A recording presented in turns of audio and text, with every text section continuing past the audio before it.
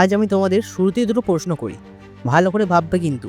First প্রশ্ন হচ্ছে, প্রায় 6500 কোটি টাকার মালিক শাহরুখ খান কিন্তু আজ পর্যন্ত নিজের নামে একটা প্রাইভেট জেট কেনেননি। কেন বলো তো? 400 কোটি টাকা দিয়ে জেট কেনা কি তার কাছে কোনো বড় ব্যাপার? ওনার কাছে কিন্তু সেটা জল ভাত।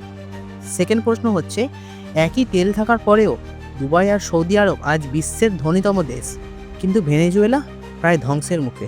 কেন বলো তো? এই দুটো প্রশ্নের উত্তর লুকিয়ে আছে ধনীদের 5টা অদ্ভুত কিন্তু শক্ত নিয়মের মধ্যে, যেগুলো ধনীরা পাগলের মতো ফলো করে আর আমরা মিডল ক্লাস মানুষরা জেনেও এড়িয়ে যাই। হ্যালো গাইস, আমি হচ্ছে কৌশিক এবং তোমরা হচ্ছে কষ্টদায়ী কোটি। এই ভিডিওটা শেষ পর্যন্ত দেখলে তুমি বুঝতে পারবে কেন কেউ বছরে বছরে ধনী হয় আর কেউ সারা জীবন খাটার পরেও হিসেব মেলাতে পারে না। নিয়ম নম্বর 1, শুধু ধনী হওয়া নয়, ধনী হয়ে টিকে থাকাটাই আসল।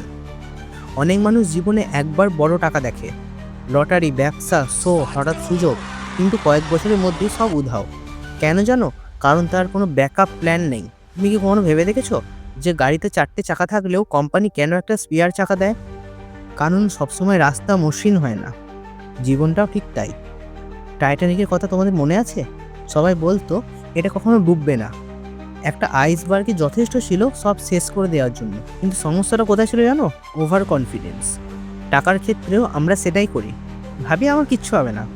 কিন্তু বাস্তব কথা হলো, জীবনের কিন্তু কোনো গ্যারেন্টি নেই। 9/11-এর দিন যারা অফিসে ঢুকেছিল তারা কি জানতো যে এটাই তাদের শেষ সকাল? এই কারণে আমি বলি, ইন্স্যুরেন্স হয়তো এক্সাইটিং না, কিন্তু ভয়ানক দরকারি। তুমি না থাকলেও তোমার কিন্তু পরিবারের খরচ থেমে থাকবে না। তাই এই দুটো জিনিস কিন্তু মাস্ট। 1 নম্বর হচ্ছে টার্ম ইন্স্যুরেন্স, 2 নম্বর হচ্ছে হেলথ ইন্স্যুরেন্স। এইগুলো বিলাসিতা নয়, এগুলো লাইফের সেফটি বেল্ট। নিয়ম নাম্বার 2, দেখতে ভালো লাগে বলে নয়, সামলাতে পারো কি না সেটাই দেখো। এখানেই শাহরুখ খানের প্রসঙ্গ আসে। উনি চাইলে জেট কিন্তু কিনতেই পারেন, কিন্তু উনি চান না সেই জেটের মেনটেনেন্সের ঝামেলা। আর আমরা কি করি? 25,000 টাকা মাইনে পাওয়ার সঙ্গে সঙ্গে 20,000 টাকার ডাউন পেমেন্ট এবং 6,000 টাকার EMI দিয়ে কিনে নিই আইফোন। ইনকাম আসার আগেই ইগো চালু হয়ে যায়। আর এটাই হচ্ছে দারিদ্র্যকে খোলা আমন্ত্রণ দেয়। ওয়ারেন বাফেট আজও 1958 সালে কেনা ছোট বাড়িতেই থাকেন। রতন টাটাকে তোমরা সবাই জানো, উনি কিন্তু ন্যানো বা ইন্ডিকা চালাতেন সারা জীবন।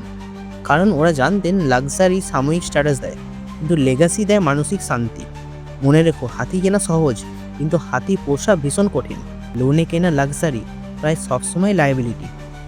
নিয়ম নাম্বার 3, সেভিং মানে কিন্তু টাকা জমিয়ে রাখা নয়, টাকাকে কাজে লাগানো।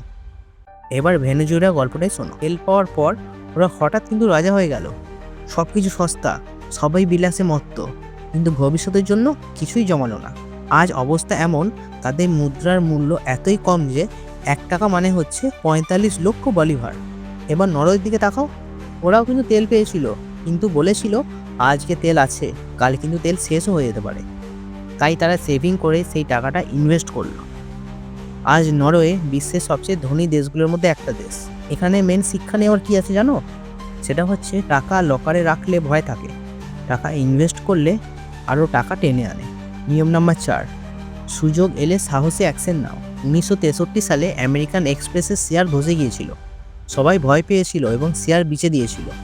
তখনই ওয়ারেন বাফেট কী করেছিলেন জানেন? তিনি সেই কোম্পানির বিশাল শেয়ার কিনে নিয়েছিলেন।